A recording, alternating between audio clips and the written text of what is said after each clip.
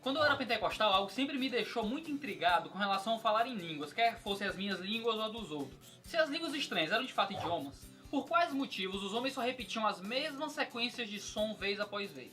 Que tipo de idioma era esse que só possuía nada mais do que repetições das mesmas palavras e sons de modo indefinido? Lendo a escritura eu percebi então que nas 50 vezes que a palavra glossa, que é traduzida por língua em língua estranha, é usada no Novo Testamento, ela é usada basicamente em 3 sentidos. É usado no sentido de uma língua literal, como o órgão que compõe o aparelho fonador. É usado como metonímia, pro ato de falar, como falar uma língua. Ou com relação a um idioma. No livro de Apocalipse, por exemplo, glossa sempre é usado em justa posição com tribo, etnia, povo, reino e nação, dando a entender que glossa ali é usado como relação à língua, a um idioma que era falado em tribos e etnias e nações diferentes. Esse uso comum de glossa nos ajuda a interpretar então as passagens que falam do dom de falar em novas línguas. A interpretação natural de Marcos 16,16, quando diz que os que creem falarão novas línguas, cai-nos glossa, é que os que creem falariam em novos idiomas. Considerando esse campo semântico comum de glossa, todos interpretariam como uma língua humana, uma língua de fala normal das pessoas. O livro de Atos também seguiria a mesma tradução para glossa. Lucas escreve: e todos foram cheios do Espírito Santo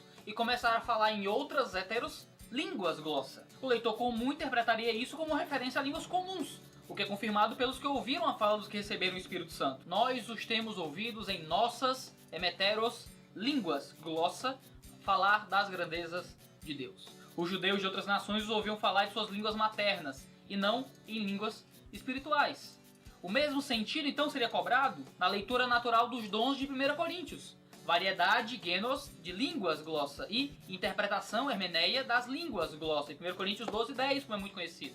Essas línguas, então, esses idiomas, seriam interpretados pelo leitor natural ali do grego como um idioma, uma língua humana, a ser interpretada corretamente e compreendida corretamente. Aqueles que pegassem em suas mãos os livros bíblicos e fossem ler e vissem esse uso de glossa, interpretariam aquilo como um idioma, como a gente interpretaria como um idioma. Se alguém queria falar de algum idioma espiritual, algum idioma elevado, não humano, algum modificativo, algo que modificasse o significado de glossa, tinha que vir junto ali, o que nem sempre vem. Alguns, ouvindo esse tipo de argumento, concordam e percebem que realmente a Bíblia usa esse tipo de campo semântico para glossa, mas trazem o seguinte argumento, de que pelo menos em 1 Coríntios a gente tem ali um caso não de xenolalia, de línguas humanas, mas de uma glossolalia no sentido de línguas espirituais, de outras línguas talvez angelicais, ou de dialetos humanos antigos, e essas línguas então se manifestariam da forma como nós vemos hoje. Essas coisas, esses labachúrias, como a gente brinca. Mas será que este é um argumento válido? Será que realmente a gente pode dizer que essas línguas que nós ouvimos por aí, que tem essas extremas repetições de palavras, são línguas, quer sejam angelicais ou quer sejam dialetos antigos? Em sua dissertação de mestrado, uma mulher chamada Selma Batista, ela se propõe a analisar o fenômeno da glossolalia da mesma forma que analisaria linguisticamente uma língua comum. Se é uma língua estranha, se é um idioma angelical ou antigo, então existe uma linguística disso. No seu estudo, ela concluiu então que não existe qualquer estrutura sintática, qualquer possibilidade de decomposição dessas línguas estranhas em uma partícula menor dotada de sentido ou em significado próprio daquilo que é dito. Batista também percebe que as línguas estranhas possuem semelhanças muito grandes com a língua natural do falante. Os grupos respiratórios que são usados, o ritmo, a tonicidade, a distribuição de pausas são análogos à língua mãe. As consoantes e as vogais se organizam em padrões típicos da língua mãe. Os fonemas usados são sempre um subconjunto bem limitado dos fonemas que são possíveis produzir com o aparelho vocal e interpretar pela audição da língua mãe daquele falante. Semelhantemente, em sua tese de doutorado, no Instituto de Estudos da Linguagem na Universidade Estadual de Campinas, Silva Matias Freire transcreve e analisa uma gravação de língua estranha.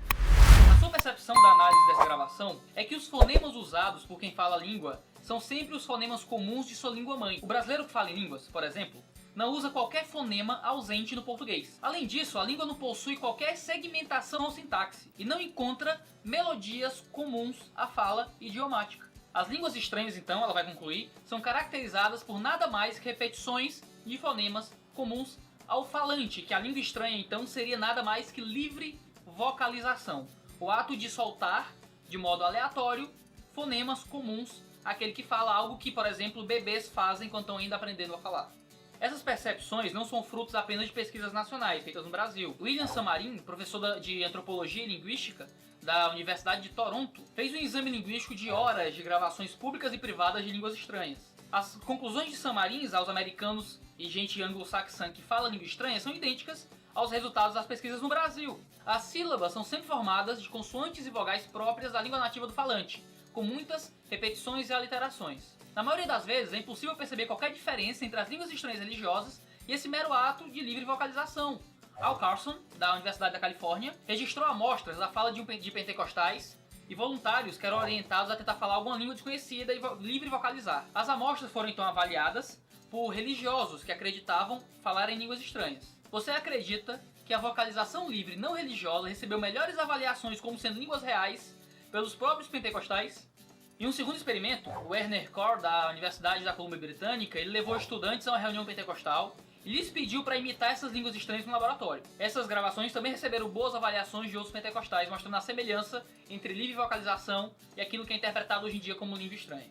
O que eu quero dizer, na verdade, é que é fato comprovado de que essas ditas línguas estranhas que nós ouvimos hoje, que são meticulosamente organizadas e estudadas em laboratório, nós temos ali nada mais do que uma reprodução de fonemas da língua mãe do falante, com as mesmas estruturas de cadência, ritmo, repetição, tom, melodia, análogas a qualquer ato de livre vocalização de alguém que fala naquele mesmo país. Como é que a gente lida com isso?